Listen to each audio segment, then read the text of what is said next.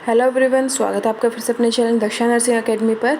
तो आज हम एनक्लेक्स का नेक्स्ट सेशन स्टार्ट करने वाले हैं। वीडियो स्टार्ट करने से पहले जिन स्टूडेंट्स ने अभी तक चैनल को सब्सक्राइब नहीं किया है वे जल्दी से कर लें, और वीडियो अगर आपको अच्छी लगे तो ज़्यादा से ज़्यादा अपने फ्रेंड्स सर्कल में शेयर ज़रूर करें। तो चलिए आज का फर्स्ट क्वेश्चन हम लेते हैं। Which intervention should the nurse anticipate will be ordered initially for a client who had a hemorrhoidectomy, select all that apply. कि क्लाइंट है जिसके क्या की है, हेमरेक्टमी की गई है, मीन्स हेमोरॉइड्स को रिमूव किया गया है। तो उस टाइम जो नर्स को क्या एंटिसिपेट करना चाहिए कि फ़र्स्ट जो इनिशियली जो इंटरवेंशंस होंगे क्लाइंट के लिए वो क्या होंगे। तो आपको इनमें से 5 ऑप्शन दिए गए हैं, इसमें से वो जो सिलेक्ट करने हैं जो अप्लाई होते हैं। फर्स्ट है गिविंग एन एनिमा देना चाहिए क्लाइंट को। Second, applying moist heat. Third, administering stool softeners. Fourth, encouraging showers as needed. Fifth, providing occlusive dressing to the area. तो जल्दी से बताइए कि हेमरेक्टमी की गई है क्लाइंट के, तो उसे एनिमा देंगे, मॉइस्ट हीट प्रोवाइड करेंगे, स्टूल सॉफ्टनेस एडमिनिस्टर करेंगे, या फिर शॉवर लेने के लिए एनकरेज करेंगे उसको, या फिफ्थ ऑप्शन है कि ऑक्लूसिव ड्रेसिंग को प्रोवाइड करेंगे। तो हेमरॉइड्स के लिए सर्जरी की गई है, तो इसके लिए हम जो इंटरवेंशंस होंगे वो क्या होंगे, इसमें हम हमारा जो सेकंड और थर्ड ऑप्शन है वो करेक्ट होगा कि मॉइस्ट हीट प्रोवाइड करेंगे ताकि जो क्लाइंट को कंफर्ट मिले। और थर्ड है एडमिनिस्ट्रिंग स्टूल सॉफ्टनेस, हम इसको एडमिनिस्टर करेंगे। एनिमा हम नहीं प्रोवाइड करते क्योंकि if the client has not had a bowel movement, enema may be ordered several days after surgery। Surgery के कुछ टाइम बाद हम उसको प्रोवाइड कर सकते हैं, मगर इमीडिएटली जैसे ही क्लाइंट्स के हेमरॉइड्स रिमूवल हुए हैं, हेमरेक्टमी की गई है, उस टाइम हम उसको एनिमा नहीं प्रोवाइड कर सकते। वो अनकम्फर्टेबल होगा क्लाइंट के लिए, कुछ टाइम के बाद उसको हम प्रोवाइड करेंगे अगर बाउल मूवमेंट नहीं है। नेक्स्ट है मॉइस्ट हीट। क्या करता है कि ब्लड वेसल्स को डायलेट कर देगा, जिसकी वजह से उस एरिया वहाँ का जो एरिया वहाँ का जो सर्कुलेशन है वो इम्प्रूव होता है। तो इसलिए इससे जो हीलिंग भी प्रमोट होती है। तो इसलिए थर्ड ऑप्शन हमारा सेकंड ऑप्शन हमारा करेक्ट है। थर्ड है हमारा stool softeners are prescribe to avoid straining on defecation and constipation. क्योंकि स्टूल सॉफ्टनर अगर हम प्रोवाइड करेंगे हेमरॉइड्स की कंप्लेंट थी क्लाइंट को, तो इससे क्या होगा कि जो स्ट्रेनिंग है, अननेसेसरी जो फोर्स है, उसको क्लाइंट को नहीं लगाना पड़ेगा अगर, इसलिए हम स्टूल सॉफ्टनर्स भी प्रोवाइड करेंगे। फोर्थ हमारा कि एनकरेज शावर हम लेने के लिए नहीं बोलते हैं, क्योंकि शावर की जगह सीट्स बाथ क्लाइंट को हम एडवाइस करते हैं, क्योंकि वो क्या हील करने में हेल्प करता है, प्रमोट करता है, और cleaning of the area. Providing occlusive dressing to the area. Occlusive dressing क्या है, हम यूज़ नहीं करते, क्योंकि इससे क्या अगर light application of witch hazel may be use to promote the drainage and healing. तो आपको पता लग गया कि अगर हेमरेक्टमी की गई है तो उस केस में जो क्लाइंट को हम एनिमा भी नहीं प्रोवाइड करते, ना ही हम शावर देते हैं, और ना ही ऑक्लूसिव ड्रेसिंग प्रोवाइड करते हैं। तो इसके अलावा जो इंटरवेंशंस हम करते हैं वो आपको क्लियर हो गई होंगी। हम क्या करेंगे, मॉइस्ट हीट प्रोवाइड करेंगे और स्टूल सॉफ्टनेस भी क्लाइंट को प्रिस्क्राइब करेंगे। नेक्स्ट क्वेश्चन क्या चलते हैं आज का हमारा next question number 2। A client who is receiving TPN reports experiencing nausea, thirst and headache. Which clinical factor should the nurse monitor initially to further assess the client status? कि client को क्या है, TPN हम provide कर रहे हैं, total parental nutrition जो है क्लाइंट को मिल रहा है, तो उस टाइम उसको क्या हो रहा है, नोज़िया, थ्रस्ट और हेडेक की कंप्लेन है क्लाइंट को। Which clinical factor should the nurse monitor.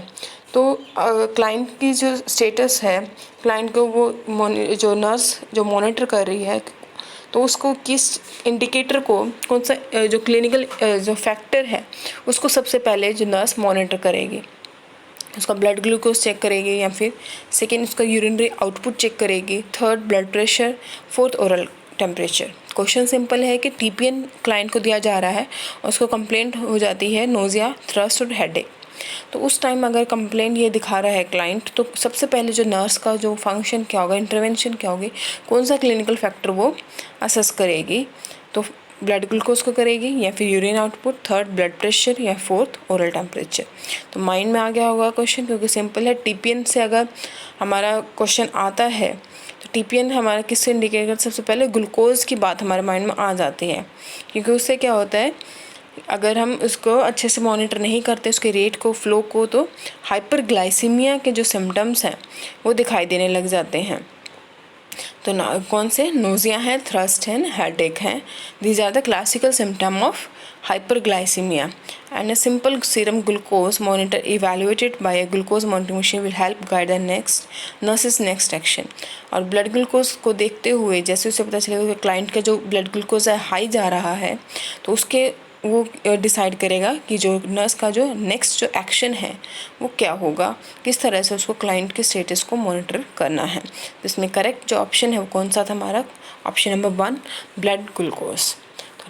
Third question क्या है आज का हमारा? Question number 3, a client is diagnosed with Cushing syndrome, which clinical manifestation does a nurse expect to increase in a client with Cushing syndrome.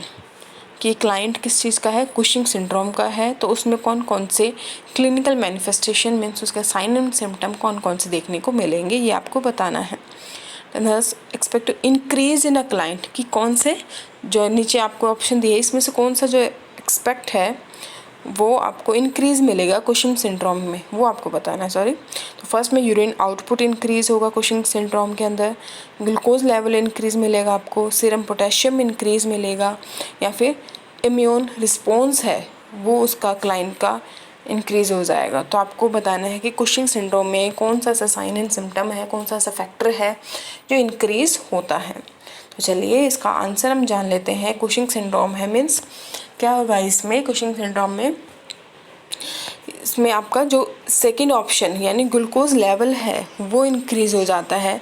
क्यों होगा? क्योंकि जो cortisol level है वो इंक्रीज हो जाता है, जिसकी वजह से ग्लूकोज मेटाबॉलिज्म भी अल्ट्रेशन होता है और उससे ब्लड ग्लूकोज लेवल भी इंक्रीज होगा। तो कुशिंग सिंड्रोम में हमारा क्या है? कॉर्टिसोल जो लेवल है, कुशिंग में क्या होता है? सब कुछ जो है हमारा इंक्रीज होता है। तो यहाँ पे कोर्टिसोल जो लेवल है वो इंक्रीज होगा, जिसकी वजह से ग्लूकोज का मेटाबॉलिज्म वो अल्टर होता है, गड़बड़ा जाता है, और उसी वजह से ग्लूकोज का लेवल भी इंक्रीज मिलता है। बाकी जो यूरिन आउटपुट है वो हमारा डिक्रीज होता है, पोटाशियम भी जो है हमारा वो भी जो सीरम पोटाशियम है वो भी डिक्रीज होता है, और इम्यून रिस्पॉन्स भी डिक्रीज होता है। फर्स्ट में increase mineral corticoids will decrease the urine output, क्योंकि जो मिनरल कॉर्टिकॉइड्स इंक्रीज होने की वजह से यूरिन आउटपुट डिक्रीज होता है, और कॉर्टिसोल लेवल इंक्रीज होने से ग्लूकोज का मेटाबॉलिज्म इंक्रीज हो मीन्स ग्लूकोज लेवल इंक्रीज होता है और यूरिन आउटपुट डिक्रीज होता है। वहीं थर्ड जो सीरम पोटेशियम है वो क्या होता है कि वो एक्सक्रीट होता है बॉडी से, इसलिए जो पोटेशियम लेवल है बॉडी में वो क्या है? डिक्रीज होता है। और फोर्थ ऑप्शन इम्यून जो रिस्पॉन्स है वो भी सप्रेस हो रहा है, यानी ये भी इम्यूनिटी में भी कोई जो है इंक्रीमेंट नहीं देखने को मिलता है। तो सेकंड जो ऑप्शन है ग्लूकोज लेवल कुशिंग सिंड्रोम में क्लाइंट का इंक्रीज होता है। चलिए नेक्स्ट क्वेश्चन नंबर 4 की ओर चलते हैं। A nurse is assessing a client with a diagnosis of diabetes insipidus for which signs indicative of diabetes insipidus should the nurse assess the client, select all that apply। जो एक nurse है जो किस client को assess कर रही है? Diabetes insipidus से डायग्नोज किया गया है क्लाइंट को, उसको असेस कर रही है। For which science indicative of diabetes insipidus means कौन से जो साइंस हैं, सिम्टम्स हैं जो डायबिटीज़ इंसिपिडस को इंडिकेट कर रहे हैं, और नर्स को उन साइंस को असेस करना है, वो आपको बताना है। तो इसमें से एक से ज़्यादा जो क्वेश्चंस हैं वो सही हो सकते हैं। Select all that apply. तो आपका फर्स्ट जो ऑप्शन है वो क्या है? Excessive thirst, second increase blood glucose, third dry mucous membranes, fourth increase blood pressure, fifth decrease serum osmolarity, sixth decrease urine specific gravity. तो आपको बताना है कि जो डायबिटीज़ इंसिपिडस में कौन कौन सी जो साइंस हैं नर्स असेस करेगी। डायबिटीज़ इंसिपिडस है मीन्स यहाँ पे जो ADH है वो क्या होता है? डिक्रीज़ होता है। एंटीडायरेटिक जो हार्मोन है पोस्टीरियर जो पिट्यूटरी से निकलता है वो डिक्रीज़ होता है, उसकी वजह से क्या होगा? डिक्रीज़ हो जाएगा, तो एक्सेसिव थ्रस्ट देखने को मिलेगी। फर्स्ट ऑप्शन में करेक्ट है। Then third dry mucous membrane, उसके बाद सिक्स्थ ऑप्शन, फर्स्ट, थर्ड और सिक्स्थ ऑप्शन इसमें करेक्ट हैं। तो करेक्ट आंसर आपके ये हैं। तो इसमें रीज़न में क्या है कि as excessive fluid is lost through urination, dehydration triggers a thirst response. ADH की डेफिशिएंसी से होता है डायबिटीज इंसिपिडिस। इसकी वजह से क्या होगा, एक्सेसिव फ्लूइड है वो लॉस्ट होगा थ्रू यूरिनेशन, जिसकी वजह से डिहाइड्रेशन होगा और क्या होगा, एक्सेसिव थ्रस्ट देखने को मिलेगी। और इसी की वजह से third option dry mucous membrane भी देखने को मिलेगा। ब्लड ग्लूकोज लेवल जो सेकेंड था वो नहीं होता डायबिटीज़ इंसिपिडिस। डायबिटीज़ नाम जरूर है, इसमें जो है वर्ड ज़रूर है, मगर इसमें ग्लूकोज का मेटाबॉलिज्म से रिलेटेड ये डिसऑर्डर नहीं है। इसमें ग्लूकोज लेवल अफेक्टेड नहीं होता है। इसमें क्या होता है, जो एक्सेसिव फ्लूइड है वो लॉस्ट होता है बॉडी से। और थर्ड में excessive fluid is lost through urination, dehydration होगा, ड्राई म्यूकस मेम्ब्रेन और पुअर स्किन टर्गर देखने को मिलेगी। फिफ्थ में डिक्रीज सीरम ऑस्मोलैरिटी। जो सीरम ऑस्मोलैरिटी है मीन्स उसका जो कंसनट्रेशंस हैं वो डिक्रीज़ होगी। बट फोर्थ में क्या है, लॉस ऑफ फ्लूइड में decrease of blood pressure because fluid is lost from the intravascular compartment. जो सीरम ऑस्मोलैरिटी है वो डिक्रीज नहीं होगी। Sixth, decrease urine specific gravity था हमारा इसमें। तो यहाँ पे फिफ्थ में कि इंट्रावेस्कुलर कंपार्टमेंट से फ्लूइड लॉस्ट होगा, जिसकी वजह से सीरम जो ऑस्मोलैरिटी वो इंक्रीज़ होगी ना कि डिक्रीज़ होगी, क्योंकि फ्लूइड वहाँ पे है, निकल चुका है। इंट्रावेस्कुलर जो कंपार्टमेंट है टिश्यू सेल से, वहाँ से फ्लूइड लॉस्ट हो चुका है। तो कंसनट्रेशन है जो ऑस्मोलैरिटी है वो क्या है, इंक्रीज़ होगी ना कि डिक्रीज़ होगी। सिक्स्थ में क्या है कि water is not being reabsorbed, urine is diluted resulting in low specific gravity. तो लो स्पेसिफिक ग्रेविटी होगी ना कि हमारी जो यूरिन की स्पेसिफिक ग्रेविटी क्या है, डिक्रीज़ होगी, लो होगी ना कि इंक्रीज़ होगी। तो इसमें फर्स्ट, थर्ड और सिक्स्थ ऑप्शन हमारा करेक्ट है जो डायबिटीज़ इंसिपिडिस में देखने को मिलता है।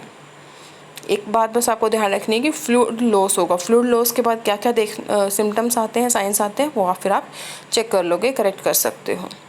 नेक्स्ट क्वेश्चन की ओर बढ़ते हैं। Question number fifth, a client is admitted with a head injury. The nurse identifies that the client's urinary retention catheter is draining large amount of clear colorless urine. What does the nurse identify as the most likely cause? एक client है, head injury हुई थी और उसमें क्या कि client को urinary retention catheter है इंसर्ट किया गया था, मीन्स डाला गया था, फिर वहाँ उसके through large amount of clear colourless urine, जो यूरिन कैसा है, क्लियर है और एकदम कलरलेस यूरिन है, वो पास कर रहा है through the urinary retention catheter. तो इससे उसका जो नर्स, आपको क्या लगता है कि जो करेक्ट जो उसका जो कॉज है, किस वजह से वो इस तरह का जो यूरिन है वो है, वो आपको बताना है कि nurse identifies the most likely cause क्या होगा। First, increased serum glucose. Increase serum glucose की वजह से कलर है वो जो यूरिन का क्लियर और कलरलेस है। Second, deficient renal perfusion.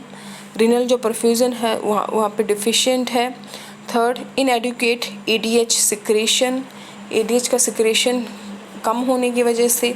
Fourth, access amount of ivy fluids. Ivy fluids का जो है अमाउंट वो एक्सेस होने की वजह से जो है जो कलर है उसका क्लियर और कलरलेस यूरिन हो चुका है।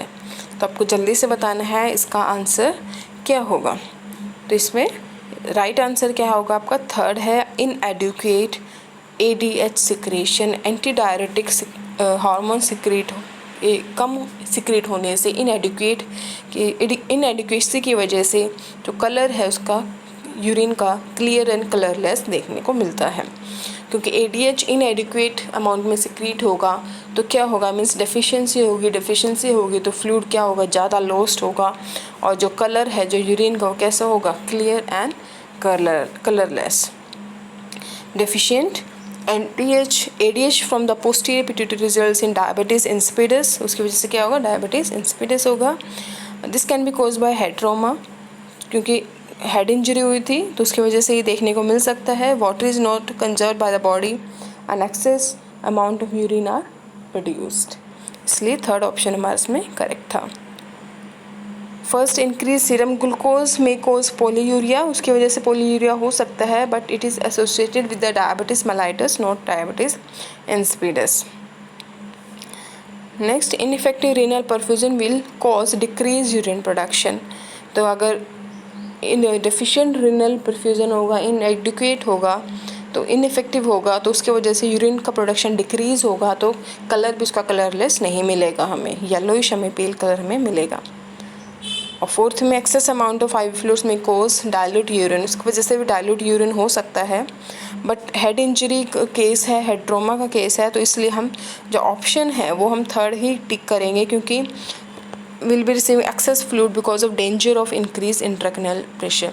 क्योंकि अगर हेड इंजरी का केस है तो क्लाइंट को क्या है, एक्सेस फ्लूइड नहीं मिल रहा होगा, access amount of IV fluids नहीं मिल रहा होगा।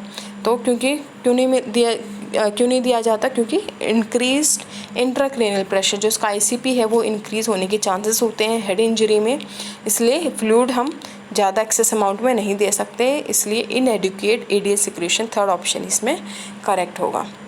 तो चलिए 6th क्वेश्चन की ओर बढ़ते हैं।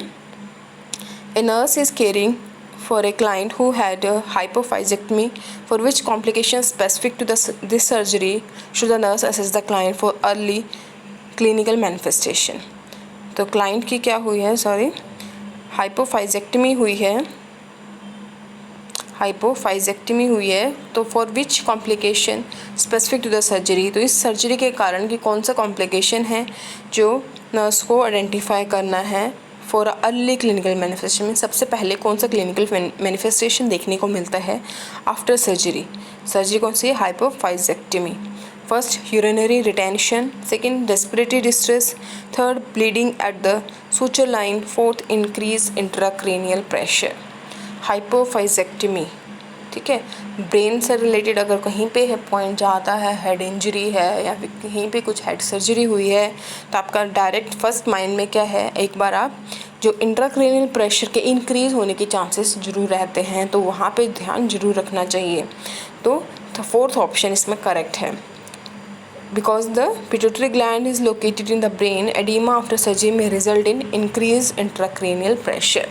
सर्जरी के बाद इंट्राक्रैनियल प्रेशर इंक्रीज होने के चांसेस रहते हैं ड्यू टू एडिमा। इसकी वजह से क्या है, साइंस कौन से होंगे, visual acuity, papilloedema and unilateral pupillary dilation, ये सारे साइंस होते हैं। तो 7th क्वेश्चन के बढ़ते हैं। Which information from the client history does the nurse identify as a risk factor for developing osteoporosis. Means आपको बताना है कि नीचे जो भी ऑप्शन दिए हैं ये कौन सी ऐसी इन्फॉर्मेशन है जिसको आपको लगता है कि इसकी वजह से जो ऑस्टियोपोरोसिस का रिस्क फैक्टर था, मीन्स की वजह से ऑस्टियोपोरोसिस होने के चांसेस हैं। From the client history does the nurse identify the risk factor, कि इसकी वजह से जो ऑस्टियोपोरोसिस क्लाइंट को हुआ है। First, receives a long term steroid therapy, long term means काफ़ी लंबे टाइम तक उसने स्टेरॉयड थेरेपी ली है। Second, has a history of hypoparathyroidism की वजह से उसकी हिस्ट्री है। Third, engages in a strenuous physical activity, जो फिजिकल एक्टिविटी उसकी इंक्रीज थी, हैवी उसने की है।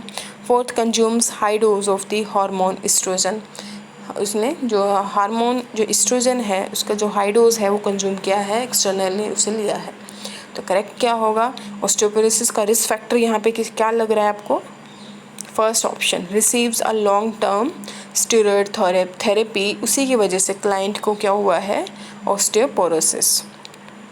Increase level of steroids will accelerate the bone demineralisation, bone demineralisation होगा तो आगे चल के क्या होगा क्लाइंट को, osteoporosis. Hyperparathyroidism not hypoparathyroidism accelerate the bone demineralisation. तो बोन डीमिनरलाइजेशन किसकी वजह से मिलता है हमें, हाइपर पैराथायरॉयडिज्म, ना कि हाइपोपैराथायरॉयडिज्म। क्लियर हो गया क्वेश्चन। तो चलिए नेक्स्ट क्वेश्चन की बढ़ते हैं। क्वेश्चन नंबर 8 आज का हमारा, अ client is receiving for a newly admitted client with a diagnosis of Cushing syndrome. A nurse is caring for a newly admitted client with a diagnosis of Cushing syndrome. Why should the nurse monitor this client for clinical indicator of diabetes mellitus? Client किसका है, diagnose क्या किया गया है, Cushing syndrome, तो उसको care कर रही है नर्स। तो जो नर्स को क्यों मॉनिटर करना है डायबिटीज़ मेलाइटिस के क्लिनिकल इंडिकेटर्स को क्यों मॉनिटर करना है, मीन्स अभी तो क्लाइंट को क्या है, कुशिंग सिंड्रोम है, उससे डायग्नोज किया गया है और न्यूली एडमिट हुआ है, बट जो नर्स है वो किसके साइन सिम्टम्स को मॉनिटर कर रही है, डायबिटीज़ मेलाइटिस को। क्यों मॉनिटर करना है ये आपको बताना है। First, cortical hormones stimulate rapid weight loss. Second, tissue catabolism results in a negative nitrogen balance. Third, glucocorticoids accelerate the process of gluconeogenesis. Fourth, excessive adrenocorticotropic hormone secretion damages pancreatic tissues. बताइए, तो first option में क्या था कि जो cortical hormone है वो rapid weight loss को स्टिमुलेट कर देते हैं, इसलिए। सेकेंड, टिश्यू कैटाबॉलिज्म की वजह से नेगेटिव जो नाइट्रोजन बैलेंस है वो होता है, इसलिए।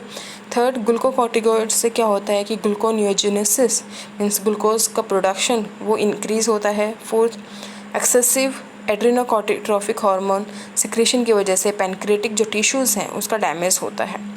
तो डायबिटीज़ मेलाइटिस के जो क्लिनिकल इंडिकेटर्स को क्यों मॉनिटर करना है, अगर क्लाइंट को क्या है कुशिंग सिंड्रोम, तो क्यों करेंगे, इसमें थर्ड ऑप्शन करेक्ट है, क्योंकि कुशिंग सिंड्रोम की वजह से क्या है ग्लूकोकॉर्टिकॉइड हैं वो एक्सेलरेट होते हैं, इंक्रीज़ होते हैं, जिसकी वजह से ग्लूकोनियोजेनेसिस होता है, और ग्लूकोनियोजेनेसिस होगा तो क्या होगा, क्लाइंट को डायबिटीज़ मेलाइटिस के रिस्क पे रहता है। तो थर्ड ऑप्शन में करेक्ट है। Excess glucocorticoid cause hyperglycemia and signs of diabetes mellitus may develop. Next question की ओर चलते हैं। A nurse is assessing a female client with Cushing syndrome. Which clinical findings can the nurse expect to identify? Select all that apply. कि client है जिसको क्या हुआ है, Cushing syndrome है, फीमेल क्लाइंट है, तो कौन कौन सी जो क्लिनिकल फाइंडिंग्स है वो जो है नर्स आइडेंटिफाई करेगी। फर्स्ट है आपका hirsutism, second menorrhagia, third buffalo hump, fourth dependent oedema and fifth है आपका माइग्रेन हेडेक। तो जल्दी से बताइए, इजी है, ज़्यादा टाइम ना लेते हुए इसमें हम करेक्ट जो आंसर है वो आपको बता देती हूँ। फर्स्ट हाइरसिटिज्म और बुफेलो हम्प वो देखने को आपको मिलेगा, फर्स्ट और थर्ड इसमें करेक्ट है। तो चलिए आज का सेशन हम यहीं पे स्टॉप करते हैं। नेक्स्ट जो सेशन में फिर से मिलते हैं। क्लास अगर आपको अच्छी लगे तो वीडियो को ज़रूर शेयर करें। Thank you so much.